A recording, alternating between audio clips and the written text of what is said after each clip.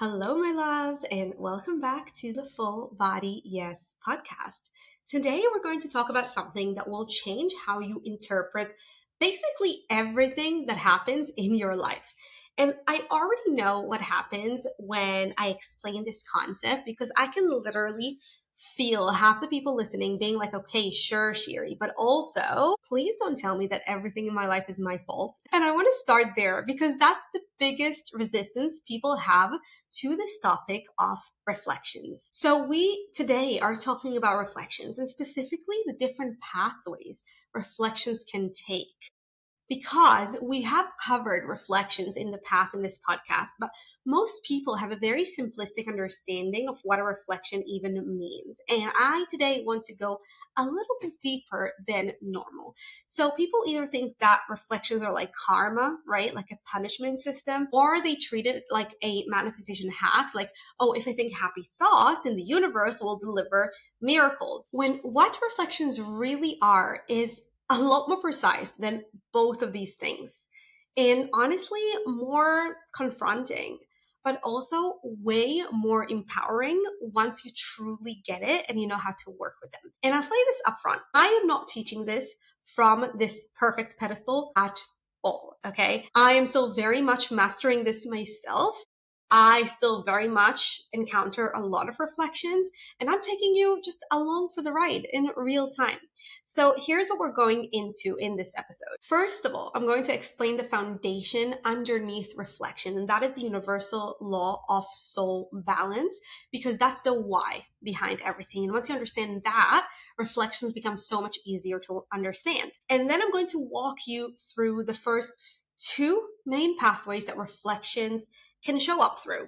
What we do to others. Now, there are more pathways that I will cover in the next episode, but if you can really get these two that I will be covering in this episode, you already have so much leverage to change a lot in your life. And I do want to make sure that we cover this in detail and that you have time to just chew on this information a little bit before I take you anywhere further. Now, I want you to understand that reflections is the most powerful self-leadership model. It is a framework for everything, for manifestation, for emotional mastery. It is a way to stop feeling like life is happening to you and start feeling like you actually have the wheel. You can actually steer, because that's what this is at its best. It's a steering wheel.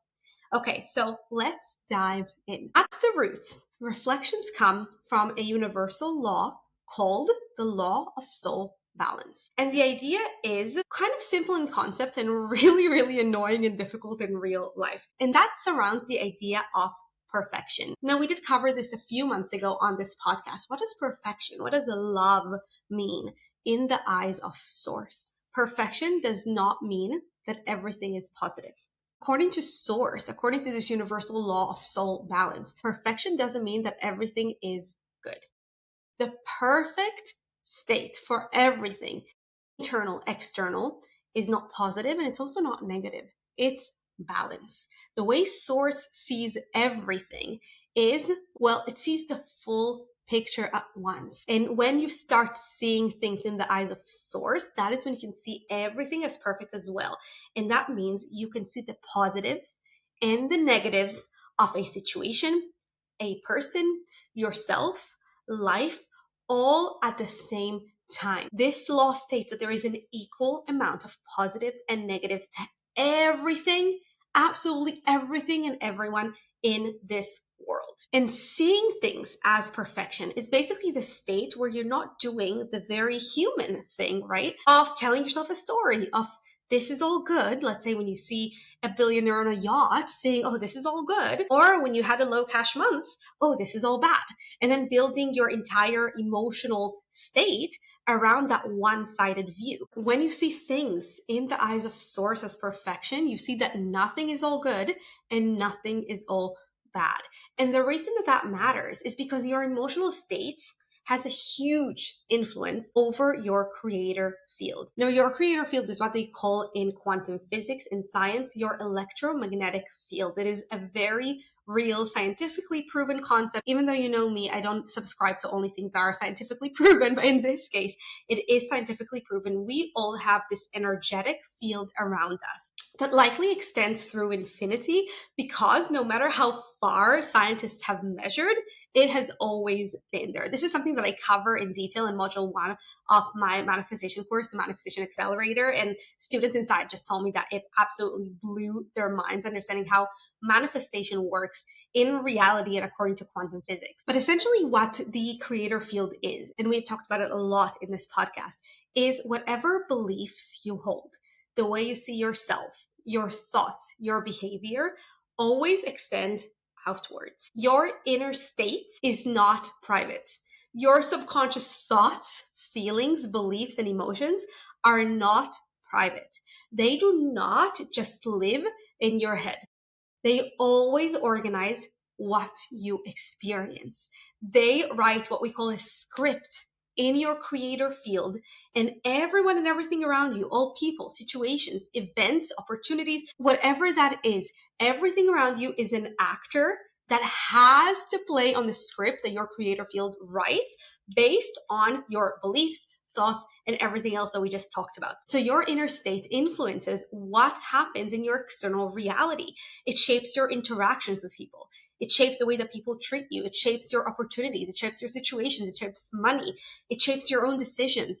It's like an invisible script running in the background of your life that always makes your external reality a perfect match to what you believe, what you think, and what you feel. So if you don't see things as perfection, meaning you see something as all good or all bad, that means that your emotional baseline is out of balance. And if your emotional baseline is imbalanced, meaning you are stuck in a story, for example, like nothing ever works out for me, or money is hard to come by, your system will keep organizing life, your external reality, to prove that story to you. If you have nothing ever works out for me, or money is hard to come by in your creator field, money, opportunities will have no choice but to act out that script, act out that belief. And the problem from a soul perspective is that your soul, your higher self, might actually have a plan that requires certain things to really work out for you. Growth, lessons, expansion, money, contribution, love, like whatever it is.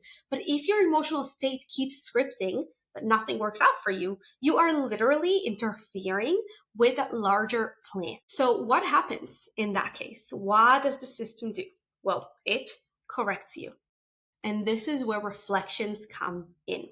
Reflections are basically opposing forces that show up to correct an inner imbalance. They push back against the place where you're stuck in a one-sided emotional stance, and they pressure you until you go back into balance, which is why reflections can feel like life is just being rude to you. Like the universe is being petty, like you are just being punished for no reason, like people are just being rude, like everything just feels hard. But the point is, this is not punishment. This is correction.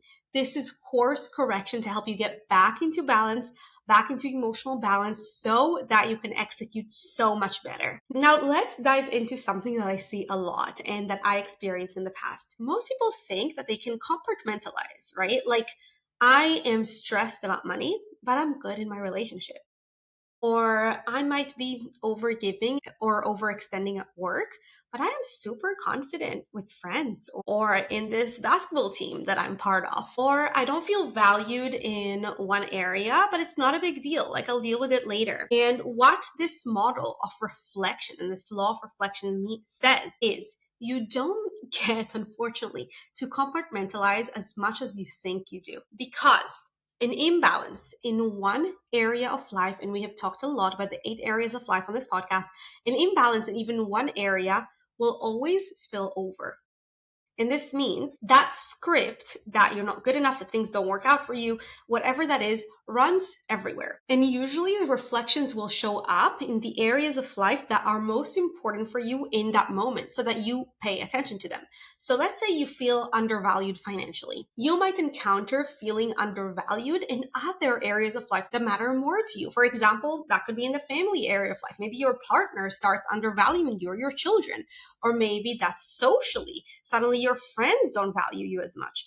Or maybe physically, you don't value your body enough. And then things might happen physically. Your health might deteriorate, or you might put on weight or whatever. So reflections always are rooted in one area of life. In this example that I just gave was in the financial area of life, but they will pop up as reflections in other areas of life. Now, this is the foundation. An imbalance triggers a correction, and that correction shows up in a different area of life as a reflection. Now, reflections can show up through different pathways, and they can enter your life through different entry points for the same reflection. Now, I do want to make it very clear, even though I'm going to break down different pathways, so 2 pathways today and then some more in the next episode, there isn't a hierarchy of importance. Reflections can show up in all of them at the same time. So let's get into pathway number 1, which is about what I do to others, someone will do to me. And this is the most obvious kind of surface level reflection pathway, what a lot of people traditionally call karma. So this is the one that everyone kind of recognizes, right? The concept of karma, but it really isn't the universe punishing you.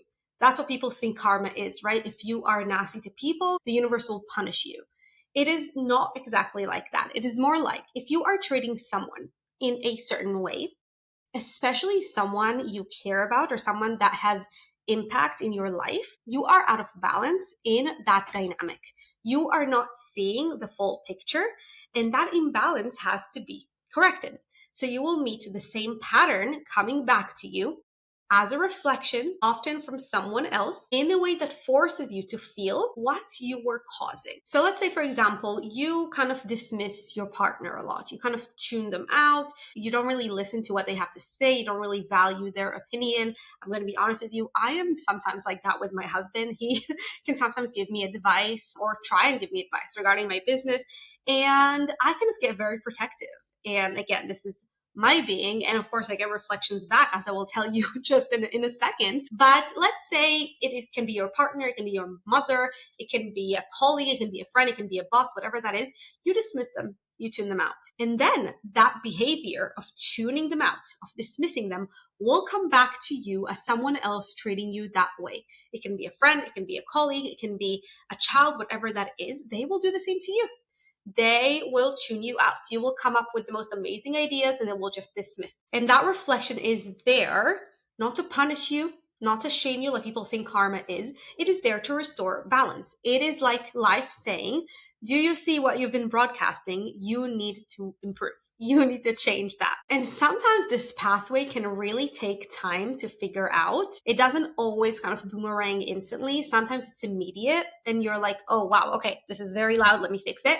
And sometimes it's slow. It's layered. And you don't really connect the dots until later, which is what I have had with my husband. It took me a long time to realize that I was feeling dismissed and tuned out in other areas of life because I was treating my husband this way. But the core is what you are doing to other people will come back to you in the form of a reflection to balance and course correct you. And now we have pathway number 2, the second pathway that reflections can take. And that is what I do to myself, someone will do to me. Now, this is where things really get more interesting. This is where a lot of people struggle and don't want to admit. And honestly, this is where most real significant change happens. And this pathway essentially says, the way that you treat yourself, usually on a subconscious level, sets the template, sets the story, writes the script for how others will treat you. And by others, I mean people, I mean situations, I mean events. If you invalidate yourself, you will meet other people that will invalidate you. If you abandon your needs, you will meet other people who will also abandon your needs. If your self-love is low, you will not be able to get high levels of love from other people. If you don't let your opinions matter, someone else will show up in your life who will show you that your opinion doesn't matter. And this is because your creator field writes a script of my voice doesn't count here. And in reality will arrange itself to match. So a lot of people really struggle with this concept. They struggle to admit it. And this kind of what makes the difference between people, most people in the world, who like to stay in victim mode and believe that things just happen to them, and the people who take radical responsibility and understand that they create everything in life. Let's say a client, a prospective client, didn't want to sign up with you and then they made you feel rejected. What I want you to understand is no, that prospective client did not make you feel rejected. You first felt rejected inside, you rejected yourself, and then your creator field created a situation where someone else showed that rejection to you. And it's funny because actually one of my sisters experienced something that really made me think about this in the last few days. So this is my third sister. I don't know if you should call her. I have three sisters overall. So she's the second youngest. She is 22. And a few months ago, she opened her own kind of eyebrow shaping clinic. And of course, being the supportive sister that I am, I like all of her posts on Instagram, I comment. And a couple days ago, someone asked to follow me. And that's in my personal account, which is private. So someone has to ask to follow me there. They can't just, it's not a public account, so they can't just follow me. Someone asked to follow me. And I said, that's another kind of person who does brows and lashes and all of that, right?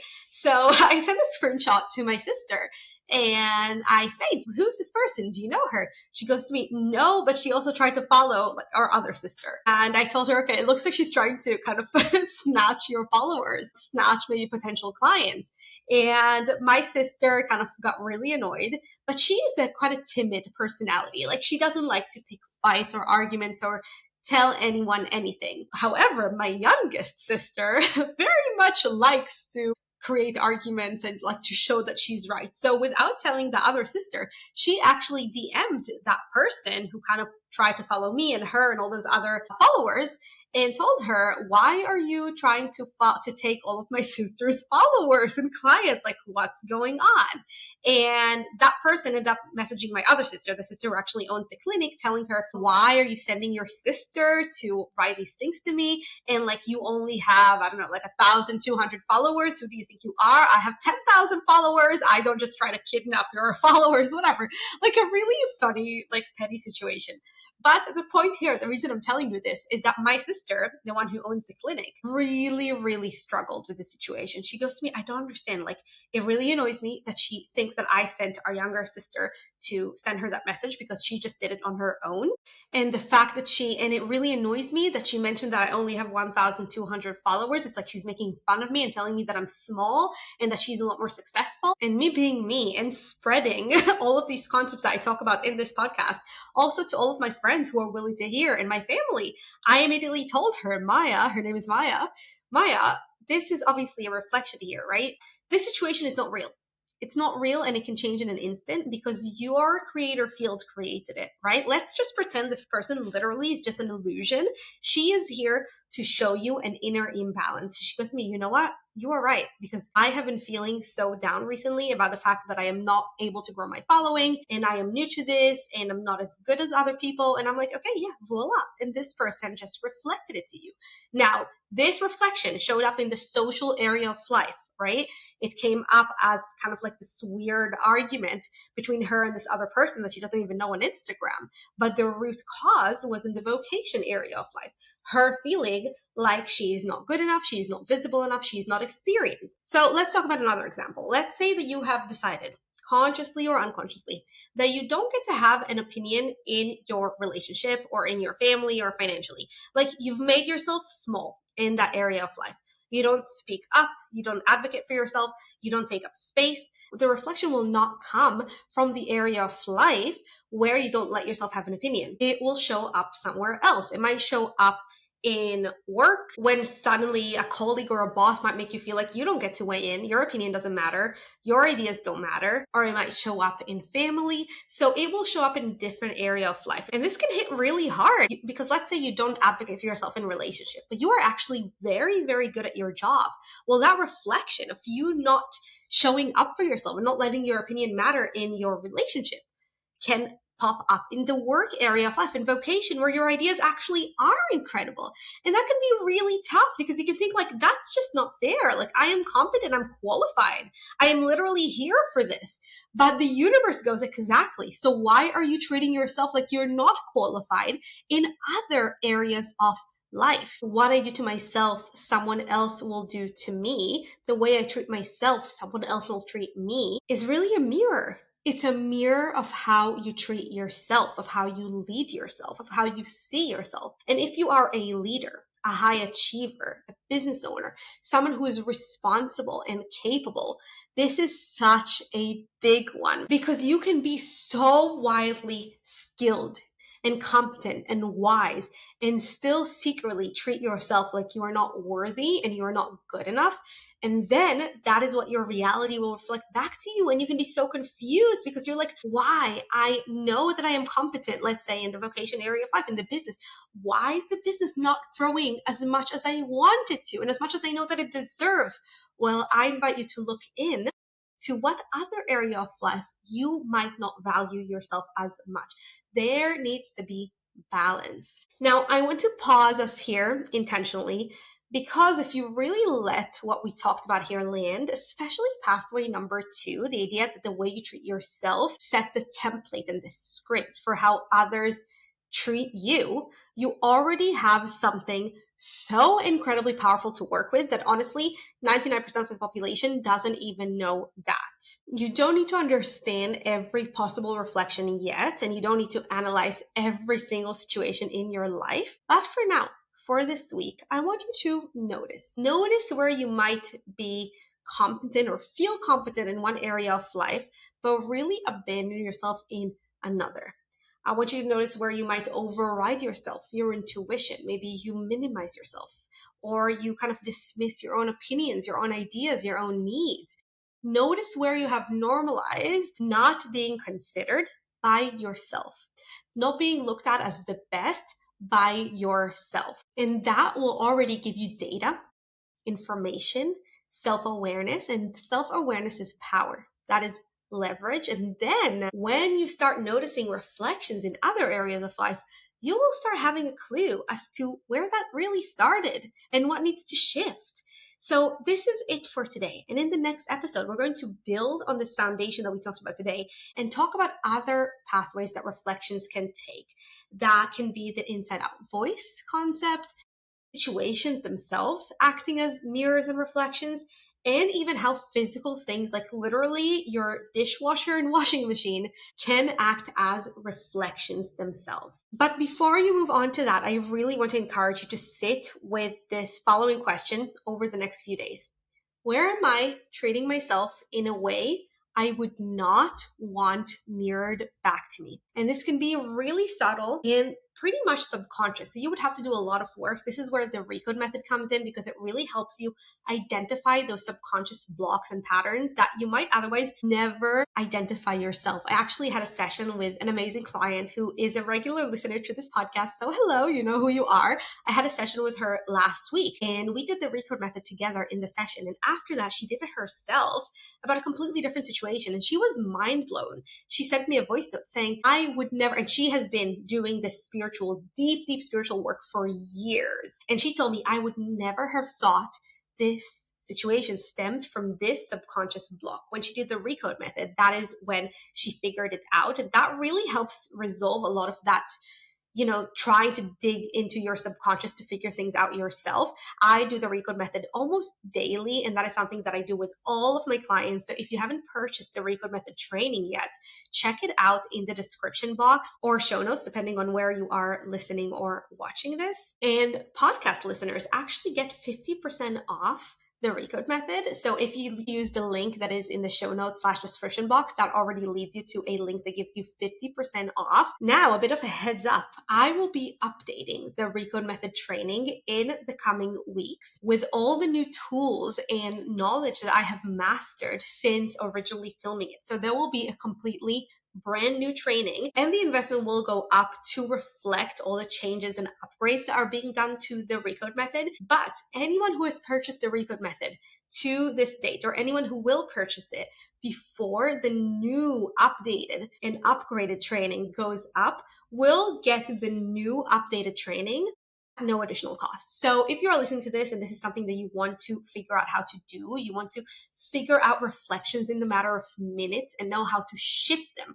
both energetically and on a subconscious rewiring level, that is what the recode method is for. It helps you really identify the subconscious blocks where the reflection is rooted, figure out why it is there, what area of life it came from, and how to shift it. And this is the absolute best tool for people who want to take radical responsibility, understand that they are the creators of their lives, and remove subconscious blocks so they can really get back into balance and therefore manifest anything that they want. Now, if this episode resonated, if it made you think, if it gave you some new insights, I'd love to hear from you as always.